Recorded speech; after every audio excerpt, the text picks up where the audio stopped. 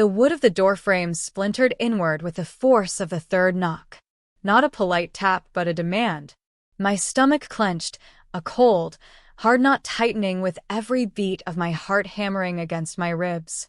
Outside, the sirens were a dying wail, close enough to feel in my bones, but cut off just short of our driveway. They were here. For us. My husband, standing in the hallway, froze. His face, usually so controlled, so carefully blank, crumpled like a discarded piece of paper. The color drained from his cheeks, leaving behind a ghastly, pale mask of pure terror. His eyes, wide and wild, darted to the door, then to me, then back to the door. A small, choked sound escaped his lips, a whimper I'd never heard before. It was the sound of a cornered animal, stripped of its bravado, facing the inevitable. Another knock, harder this time. Police. Open the door. He took a stumbling step backward, his hands flying up as if to ward off the sound itself. He wasn't reaching for the door, not reaching for anything. He was recoiling. And in that moment, watching him crumble, a strange, cold calm settled over me. The fear was still there, a low thrum beneath my skin, but it was overlaid by something else. Recognition. This was the end of something long broken, something I'd watched decay from the inside out. His legs seemed to give out. He staggered sideways, collapsing against the wall, sliding down it until he was a heap on the floor, head in his hands, making that same awful, broken sound. He didn't even look at the door anymore. His world had narrowed to the 2 square feet of carpet beneath him, a defeated heap of expensive clothes and shattered composure. The police were still knocking. The wood groaned again. And I knew, with absolute certainty, that this wasn't just about him anymore. It hadn't been for a long time. Let me know where you're watching from and what time it is. And if you haven't already, please subscribe, it helps me more than you know. Our life, before the rot set in, felt like something built from a blueprint found in a glossy magazine. The house with the perfect lawn, the cars in the driveway, the dinner parties with polite laughter. He was the ambitious architect. I was the curator of the beautiful space we inhabited. We met in that easy way people meet when they're supposed to be starting their lives, through mutual friends at a charity gala, the air thick with potential and the scent of money. He was charming, driven, successful. He spoke of a future built on solid ground, brick by steady brick. He saw me not just as a partner, but as an essential part of the vision. He loved the way I made things look effortless, the way I navigated social circles, the way I turned our house into a home. He said I was his anchor. I believed him. We built something that looked like happiness. Maybe it was for a while. There was comfort, routine, shared jokes over morning coffee, the easy intimacy of 2 bodies familiar with each other in the dark. We talked about future plans, about travel, about vague, distant children we might have someday. There was a sense of moving forward, together, towards a horizon we both agreed on. We were a unit, a team, unbreakable. Or so I thought. The first crack wasn't a dramatic explosion. It was a whisper, a subtle shift in the air I couldn't quite name. It started small. He'd be more guarded with his phone, less present, even when he was in the room. His eyes would glaze over when I talked about my day. He was working harder, he said. Big project. Stressful time. I bought it. I was supportive. I made sure the house was peaceful, the meals were ready, the distractions minimal. I was the good wife, maintaining the facade so he could conquer the world outside. Then came the digital tendrils. He'd started borrowing my laptop more often. Mine's updating, or I just need to check something quickly, harmless, right? My social media accounts were linked to my browser, always logged in. Facebook, Instagram, Twitter, my digital footprint, a map of my connections, my interests, my life. I barely thought about it. Who would? We were married.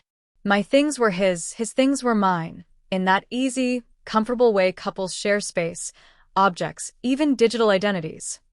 The first real tremor was a notification I didn't recognize. An alert about a login from an unusual location. I asked him about it. He brushed it off. Probably just me on public Wi-Fi somewhere, forgot I was logged into yours, made sense. Annoying but not sinister. Then I started noticing other things. Strange names popping up in my people you may know suggestions on Facebook, people completely outside my social orbit, no mutual friends I could identify. Accounts I'd never interacted with, suddenly appearing in my feed as suggested pages or followed by your friends, when none of my friends followed them. It was like my online world was subtly, incrementally shifting, guided by an invisible hand. At first, I dismissed it. Algorithms are weird. Maybe my data had been part of a leak somewhere. The internet was a strange and unpredictable place. I changed my passwords, just in case. He didn't seem to notice. Or if he did, he didn't say anything. The requests to borrow my laptop continued, less frequent, but still happening. Sometimes I'd see him on his own phone, scrolling through something quickly, his face expressionless, before snapping it shut when I entered the room. The feeling of unease grew. It wasn't just the digital stuff anymore. He was jumpy, easily angered. He'd snap at me over nothing, his eyes hard and cold. The charm was gone, replaced by a brittle tension that hummed constantly in the air between us. The house felt less like a home and more like a beautifully staged set for a play where the actors were constantly forgetting their lines. One evening, he left his laptop open on the kitchen counter. A rare oversight. Curiosity, sharp and insistent, pricked at me. I knew I shouldn't, but the unease had festered into a deep, throbbing ache of suspicion. I sat down. The browser was open to a page of search results. Names I didn't know. Locations I didn't recognize. And one name that sent a shiver down my spine. Sarah Jenkins. It was a name I vaguely knew. An acquaintance from years ago? A friend of a friend? Why was he searching for her? I clicked on the browser history. Page after page of searches related to Sarah Jenkins. Her job, her address, her family members, her social media profiles. Not just searches, but specific queries about her dating history, her relationships, her ex-partners. And intertwined with these searches, logins. Logins to my social media accounts. My Facebook, my Instagram, my Twitter. Timestamped to times I knew he had borrowed my laptop or been on his phone while logged into my accounts. My hands started to shake. It wasn't just random searches. He was actively, deliberately, meticulously digging into this woman's life. Using my identity to do it. Why? And then I saw it. Buried deep in the search history, a connection. He wasn't just searching for Sarah Jenkins. He was searching for Sarah Jenkins' ex-boyfriend and specifically for one ex-boyfriend, Mark Ryland. The pieces clicked into place with a sickening thud. I remembered hearing about Sarah Jenkins and Mark Ryland. A messy breakup. Something about him being difficult, maybe even harassing her after they split. Why was my husband, my charming, successful, seemingly normal husband, fixated on the ex-boyfriend of a woman I barely knew? And why was he using my accounts to do it? The truth, when it hit me, was like a physical blow. It wasn't about Sarah Jenkins directly. It was about him, about his connection to her. The guarded phone, the late nights, the emotional distance. He was having an affair. And the woman was Sarah Jenkins.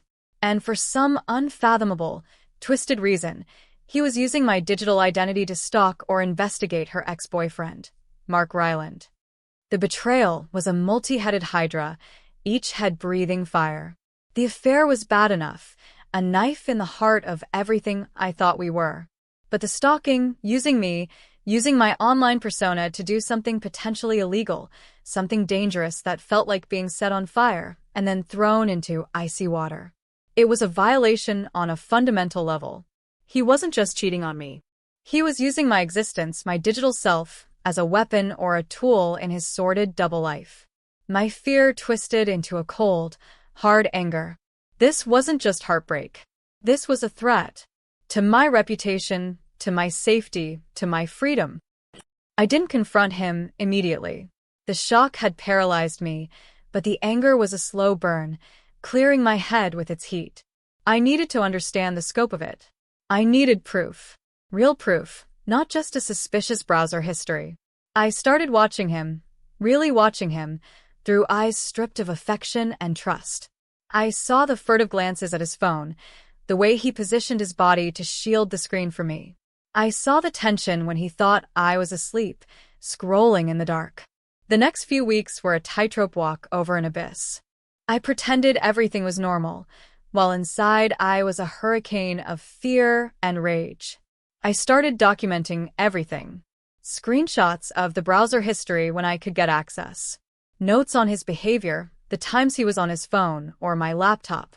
I even managed, with trembling hands and a pounding heart, to install a small, undetectable keylogger on my own laptop, configured to email me logs periodically.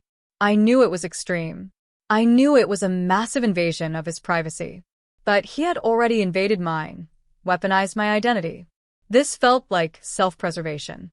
The logs confirmed my worst fears and added new layers of horror. He wasn't just searching for Mark Ryland. He was accessing Mark Ryland's social media, his LinkedIn, even public property records and court documents if he could find them. And he was doing it primarily through my accounts.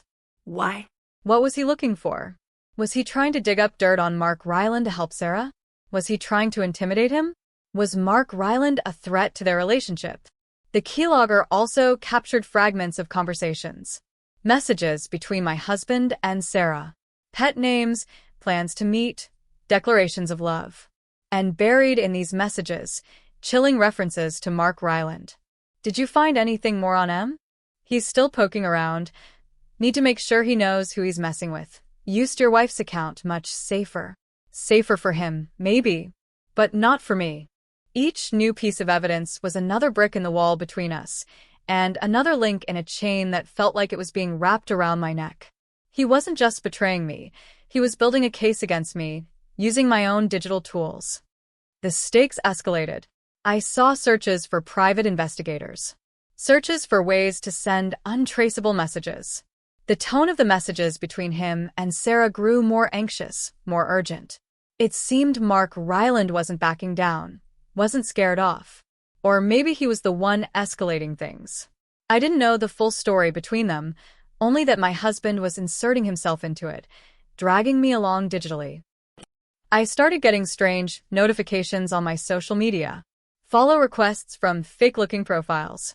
Messages from accounts with no friends or history.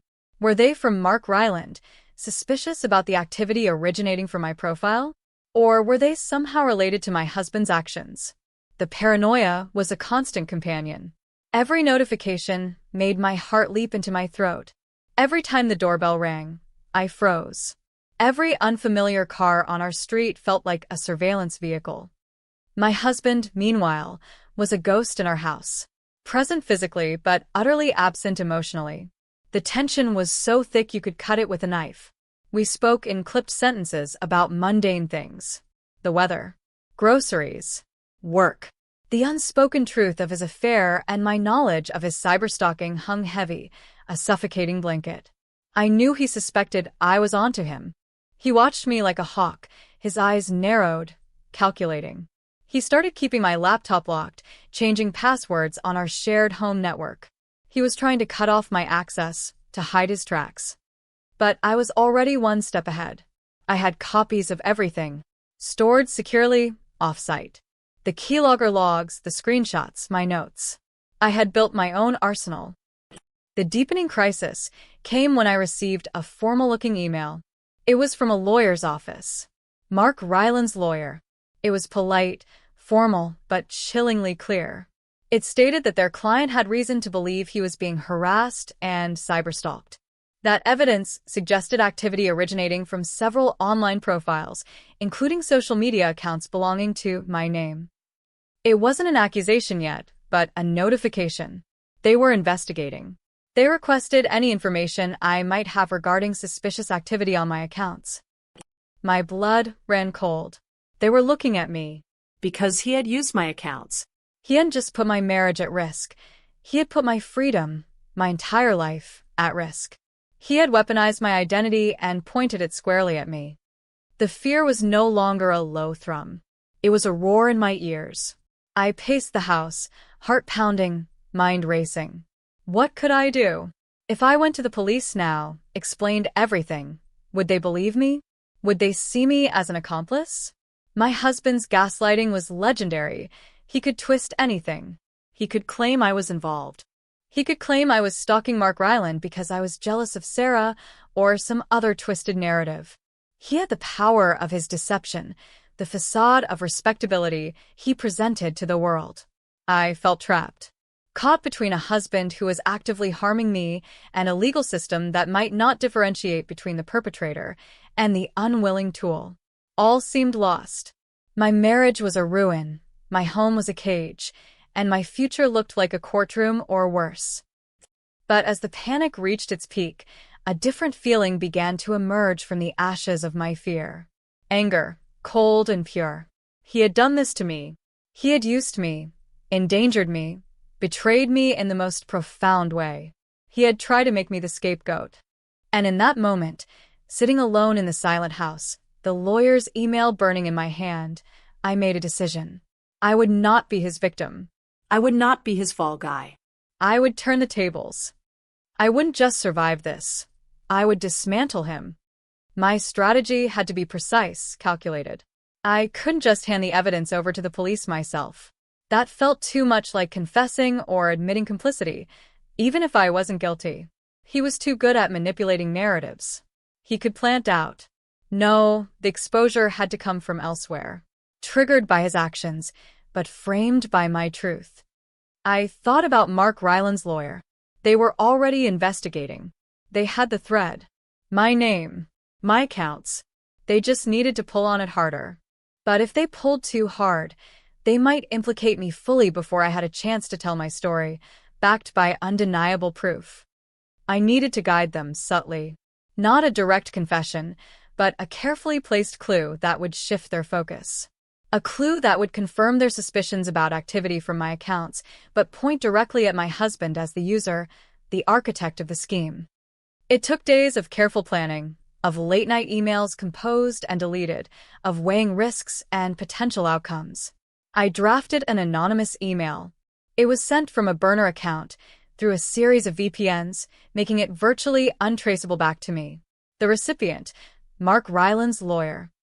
The email contained specific, verifiable details about the stalking activities, dates, times, types of searches, details that only someone with intimate knowledge, or someone with access to the accounts and the logs, would know. It confirmed that the activity did originate from my name's accounts. But then came the crucial part. It included a hint, a single, damning detail gleaned from the keylogger logs, a brief, almost throwaway line from one of my husband's messages to Sarah, referencing using my accounts and the difficulty of accessing my laptop after I started locking it. It wasn't a full explanation. It was a breadcrumb, just enough to pique their interest, to suggest that while the activity was from my accounts, the person controlling them might not have been me, or at least that there was more to the story. It painted a picture of someone else having access, someone meticulous and trying to cover their tracks. I gambled everything on that email. I gambled that the lawyer would connect these specific details to their own investigation, that the hint of someone else being involved would make them look closer, dig deeper, perhaps even consider the possibility of unauthorized access or impersonation. I gambled that they would turn to the police, armed with this reinforced evidence of stalking activity originating from my accounts and the suggestion of a third party or complex situation. I spent the next few days in a state of suspended animation. Every minute stretched into an hour. Every shadow seemed to move. My husband was jumpier than ever, constantly on his phone, whispering in hushed tones. I knew he sensed the walls closing in, though he had no idea I was the one silently helping to build them around him. He thought he was still controlling the situation, managing the fallout with Sarah, perhaps even still trying to intimidate Mark Ryland. He was so focused on the external threat, the consequences of his affair and his stalking, that he never once considered the threat sitting across the dinner table from him. He thought I was scared, maybe confused, perhaps even forgiving. He saw my silence as fear. He saw my lack of direct confrontation as weakness. He saw me as someone he had successfully trapped, using my own digital identity as his cage.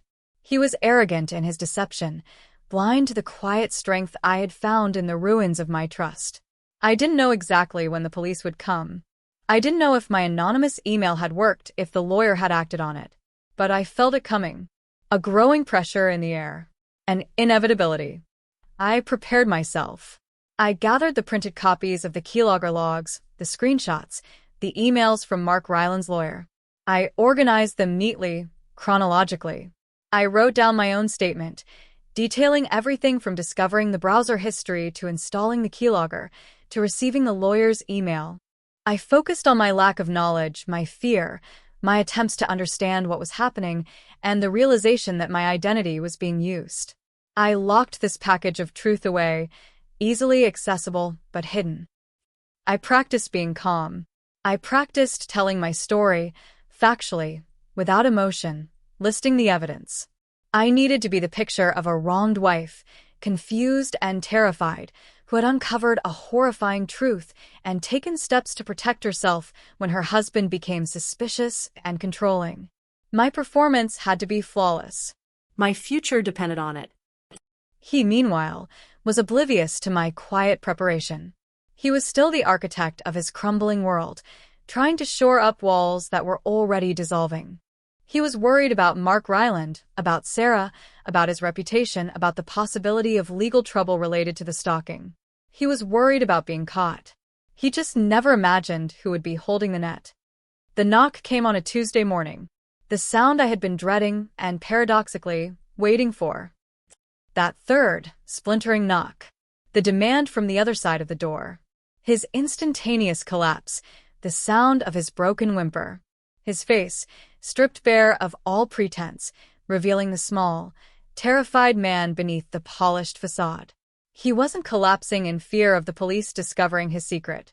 He was collapsing because in that instant, he must have seen my face, seen the strange, cold calm there and known that I was ready. Known that he had lost control of the narrative. Known that I had anticipated this, perhaps even facilitated it. He had expected me to be hiding, to be crumbling like he was. My composure was his undoing. I walked past his pathetic heap on the floor. My steps were steady. My heart was still racing, but my mind was clear. I reached the door, took a deep breath, and unlocked it. The police officers stood there, stern-faced, their presence filling the doorway. "Mrs. my last name?" one of them asked. "Yes," I said, my voice steady, though it felt alien in the silence. "Please come in." They stepped inside, their eyes immediately falling on my husband, still huddled on the floor, shaking.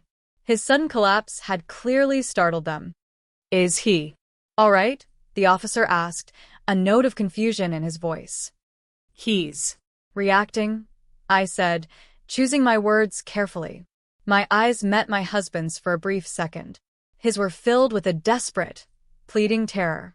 "Too late. There are some things you need to know," I continued, turning back to the officers. "Things about what has been happening here. Things he has been doing. Things he has been doing using my name. My accounts." I walked deliberately to the hidden compartment where I had stashed my evidence. I pulled out the folder. "I believe you are here because of a complaint regarding online harassment or stalking." The officer nodded, surprise flickering across his face. "We received a report. Activities traced back to your online profiles." "Yes," I said, handing him the folder. "That's what I need to talk to you about. This folder contains everything I've discovered, everything I've documented. My husband," I gestured towards the pathetic figure on the floor, "has been using my social media accounts and other online identities to stalk and harass someone. Without my knowledge or consent. He used me. He endangered me." I only recently discovered the full extent of it, and I have been gathering proof. I laid it all out. The browser history, the keylogger logs showing his access and his searches, the fragments of conversations with Sarah, the email from Mark Ryland's lawyer that showed I was being implicated.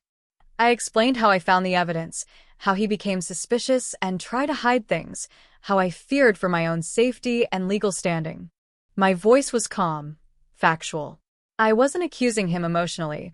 I was presenting evidence of a crime he had committed, using me as his unwitting accomplice. The officers listened, flipping through the documents. Their initial sternness began to shift, replaced by a look of professional concern and dawning understanding.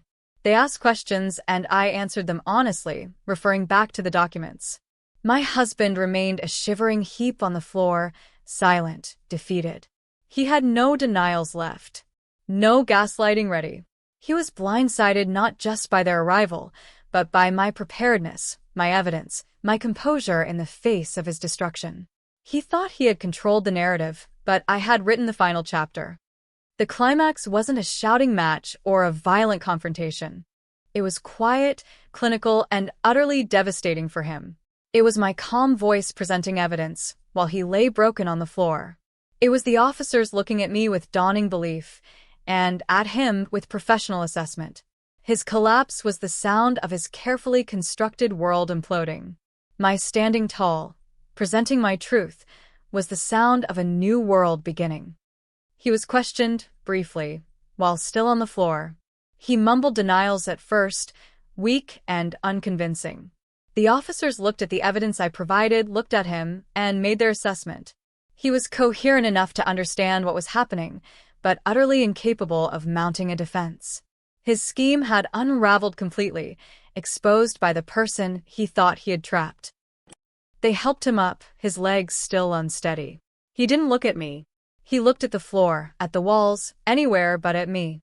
They informed him he was being taken in for questioning regarding the allegations of cyberstalking and harassment. As they led him towards the door, he stumbled again. The facade was gone, replaced by a hollow shell of a man. He had aimed his weapon at Mark Ryland, used my hand to pull the trigger, and ended up shooting himself in the foot. And I had provided the evidence. They took him away. The sirens wailed again, this time pulling away from the house. The silence that descended was profound. The front door was closed, but the splintered wood was a stark reminder of the force that had broken through our manufactured peace. I stood in the hallway, the space where he had collapsed. The air still felt charged, but the suffocating tension was gone. It was replaced by a vast, aching emptiness. The house felt too big, too quiet. The life we had built, the one from the glossy magazine blueprint, was gone. It wasn't just broken, it was pulverized. The aftermath wasn't a swift resolution. There were more questions from the police, follow-up interviews. I had to formally report the unauthorized access to my accounts. Lawyers were involved. There was the painful, humiliating process of divorce. Explaining to friends, family, trying to navigate a social circle that had known us as a couple. His betrayal was public now, or, at least, public enough within our world. The shame, while not mine, was a shadow that touched me. But beneath the pain, the practicalities, the sheer exhaustion of it all, was a bedrock of something new. Relief. And a strange, fierce pride. I hadn't frozen. I hadn't been defeated. When faced with the complete destruction of my life as I knew it, when my own identity was used to trap me, I had found the strength and the clarity to fight back. I had anticipated his moves, gathered my evidence in secret, and waited for the right moment. I hadn't just survived. I had orchestrated my own survival. He faced consequences. Legal ones, the specifics of which are his burden to bear. Reputational ones, far more devastating to a man who valued image above all else. The affair with Sarah Jenkins? It imploded spectacularly amidst the scandal. His carefully constructed world, built on lies and manipulation, shattered. Mine was shattered too, but I was picking up the pieces on my own terms. I wasn't the victim of his stalking or his affair anymore. I was the woman who had uncovered his deception and refused to go down with him. It was a painful, brutal way to gain independence, a freedom forged in betrayal and fear. The house feels different now. Less like a set, more like a space I can fill with my own story, not his. The digital world feels safer, now that my identity is mine again, unpolluted by his schemes. I still check my accounts carefully, a habit born of paranoia. But the fear has receded. It's a strange kind of victory. A victory won on a field of emotional rubble. There's no cheering crowd, just the quiet process of rebuilding. But as I sit here, in the silence of the house, looking out at the world, I feel solid. Grounded. He tried to use my identity as a weapon, to make me complicit in his crimes, to sacrifice me to save himself. But I took that weapon, revealed its true target, and turned it back on him. If this story hit close to home, I'd love to hear your version. Drop a comment with where you're listening from and what time it is. Thanks for being here. Subscribing helps bring more of these to life.